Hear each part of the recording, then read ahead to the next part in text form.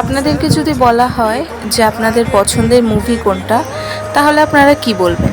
আমার পছন্দের মুভি কিন্তু 777 চার্লি। সিনেমাটা হয়তো অনেকেই দেখেছেন, আবার অনেকেই দেখেননি। যারা দেখেছেন তারা বুঝবেন যে একটা কুকুর কিভাবে সারা বিশ্বের মানুষকে কাঁদিয়েছিল তার দুটো চোখ দিয়ে, তার ওই মায়াবী মুখটা দিয়ে কিভাবে সে প্রত্যেকের মন জয় করে নিয়েছিল একটা মুভির মাধ্যমে।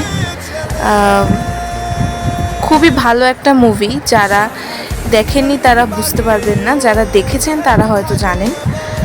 আর সেই মুভিরই আমি লোগো একটা তৈরি করার চেষ্টা করেছি। অবশ্যই এটা কিন্তু আমার পাশে একটা ফোন ছিল, সেটা দেখে আমি করেছি।